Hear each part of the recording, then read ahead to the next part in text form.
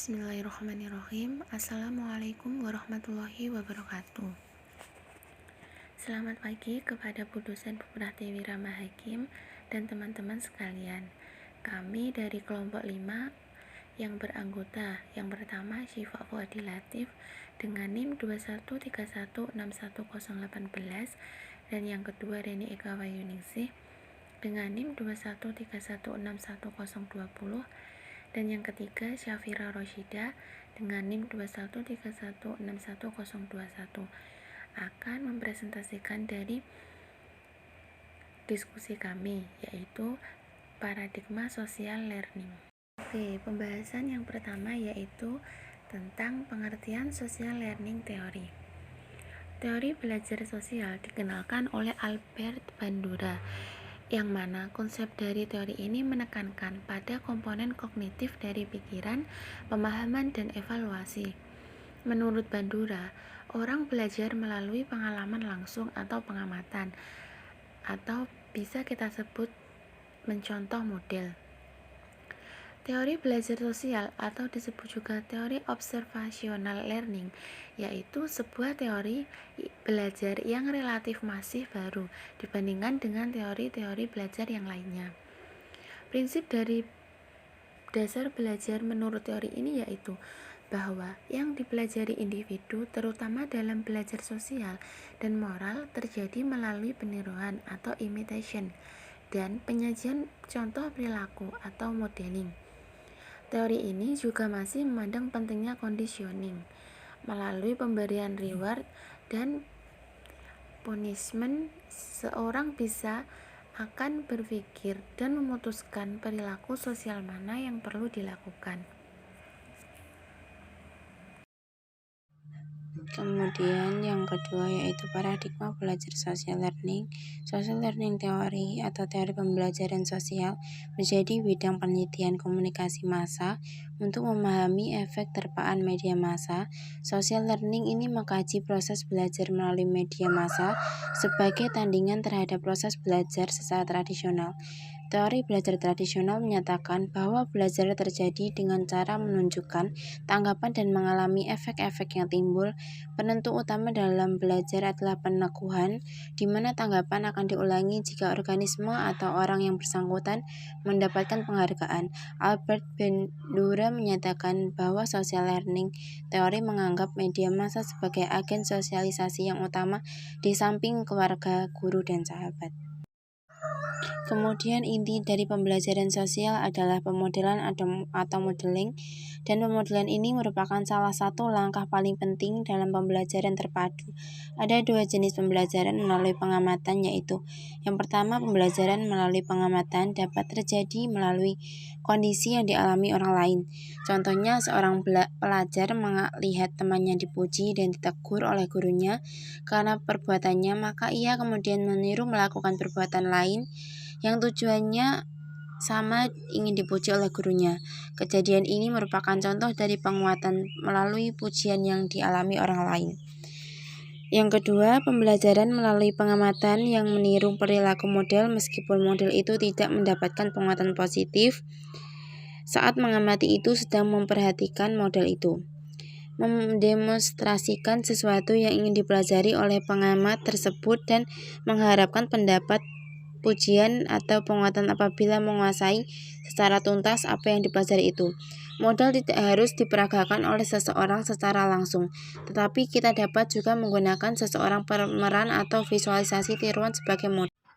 Kemudian yang selanjutnya, implikasi paradigma belajar sosial learning terhadap proses belajar ada 4. Yang pertama, pemahaman individu. Yang kedua, tujuan konseling. Yang ketiga, proses konseling. Dan yang terakhir, teknik-teknik konseling. Pemahaman individu. Salah satu upaya untuk memahami individu adalah dengan memahami perilakunya. Berdasarkan teori Bandura, untuk memahami perilaku individu maka diperlukan memahami interaksi individu tersebut dengan lingkungannya. Konselor perlu memahami bahwa lingkungan dapat membentuk perilaku individu dan lingkungan tersebut juga menggambarkan individu-individu yang ada di dalamnya.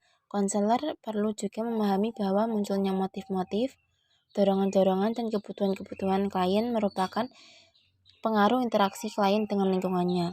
Kemudian yang kedua, tujuan konseling.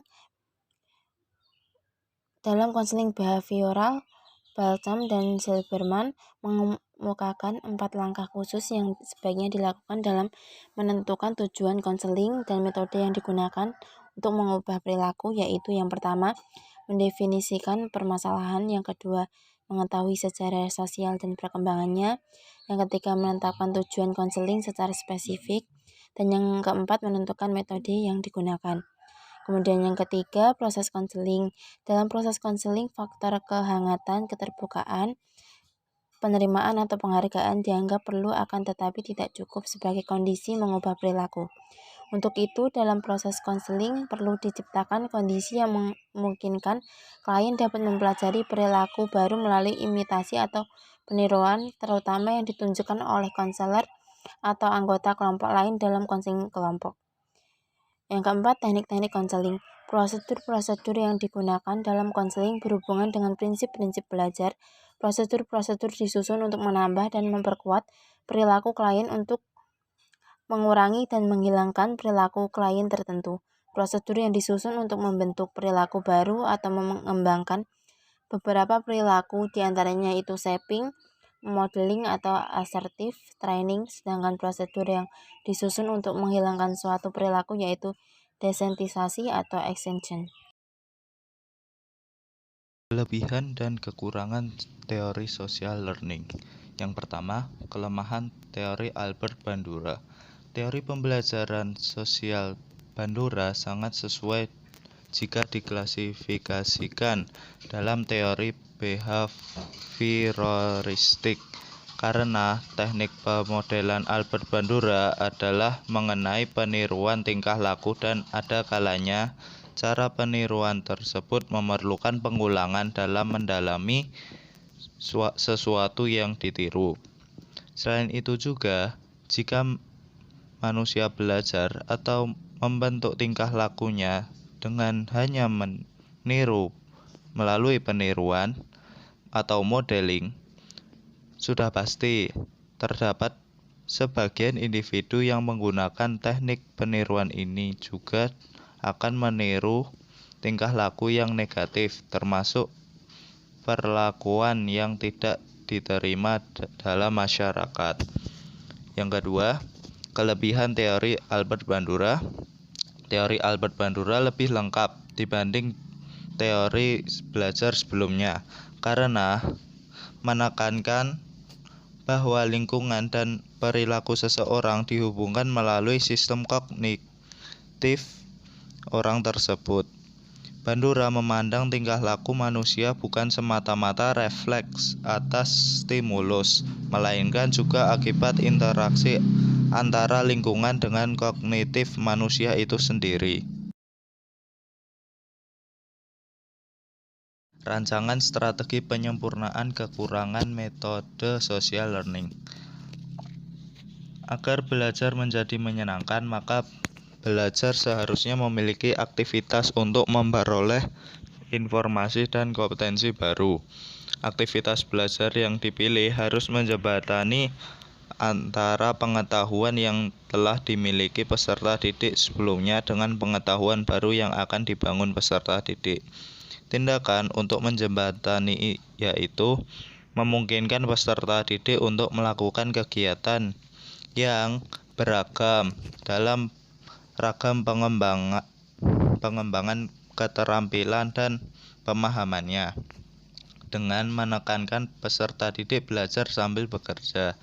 Bentuk belajar sosial Albert Bandura adalah menekankan tentang pentingnya peserta didik mengolah sendiri pengetahuan dan informasi yang diperoleh dari pengamatan model di sekitar lingkungan. Baik, sekian presentasi dari kelompok kami. Apabila ada salah kata, mohon maaf dan terima kasih. Wassalamualaikum warahmatullahi wabarakatuh.